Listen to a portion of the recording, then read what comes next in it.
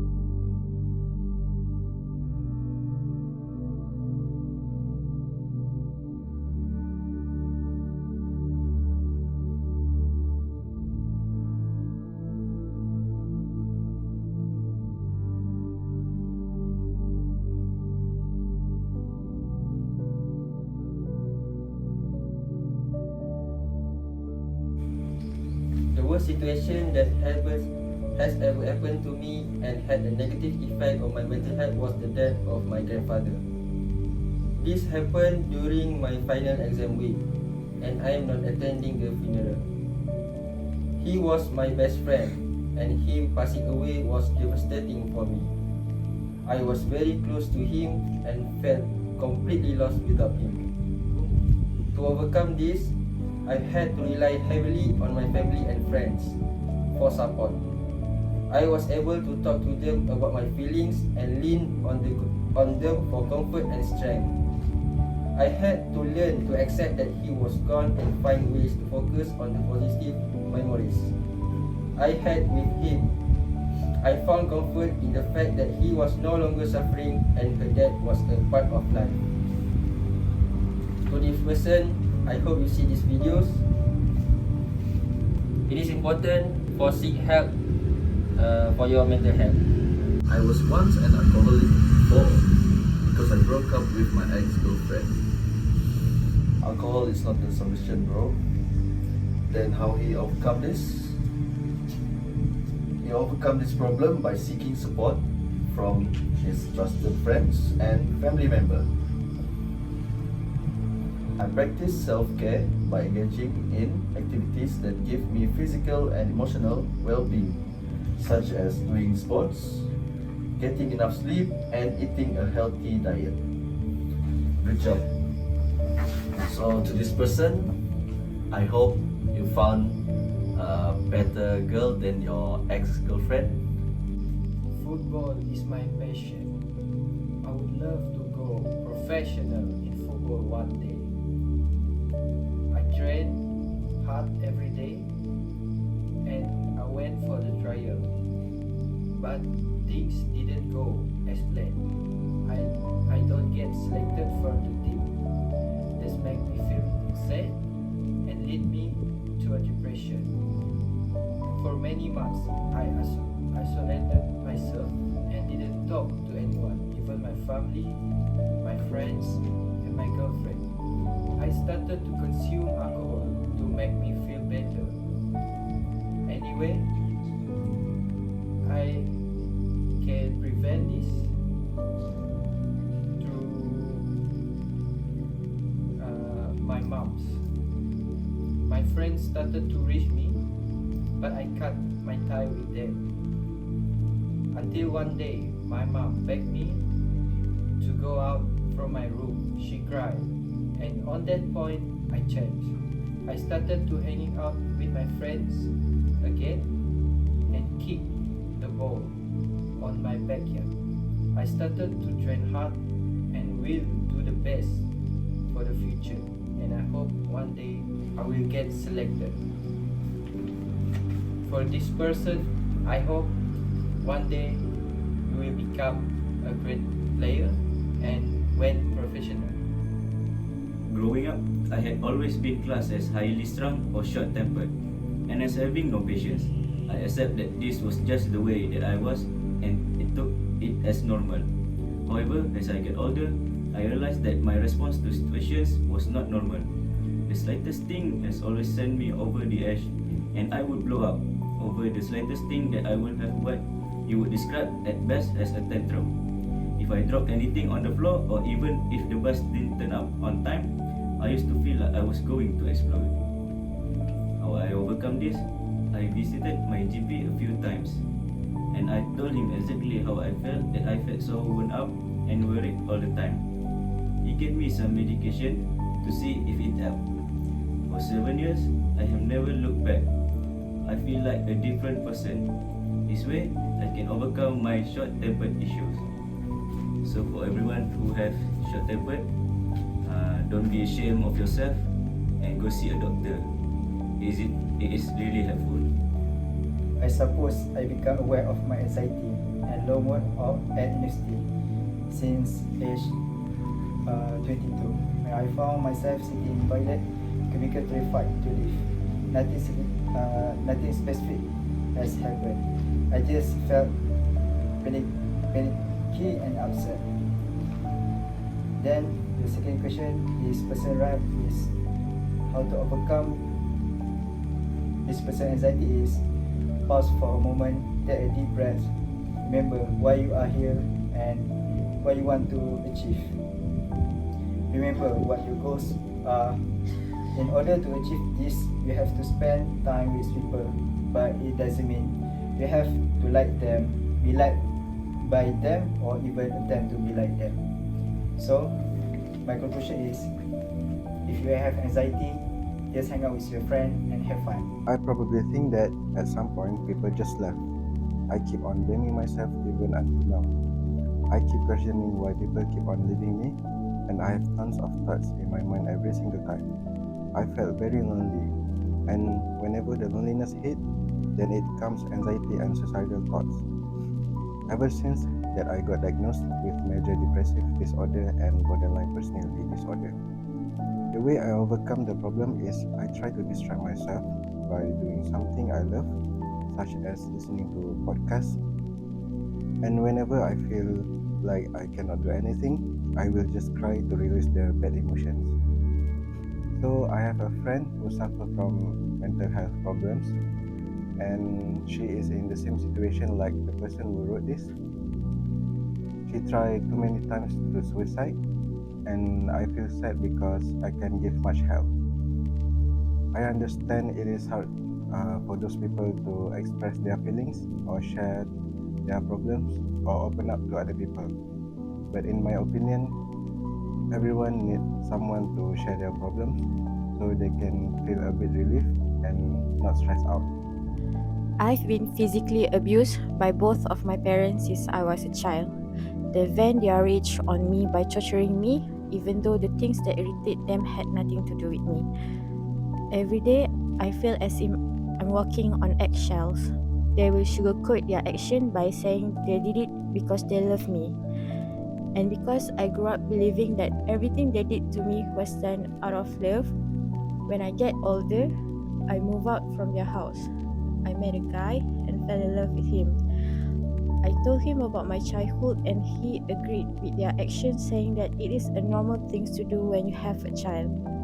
My relationship with him resembled that of my parents. He would always physically abuse me when I did something wrong, no matter how minor it is. One day, one of my friends saw my bruise and asked me why. At first, I didn't feel like telling her anything, but when I started to open up, I was completely shocked to learn that it wasn't a normal thing to do with your partner or your child.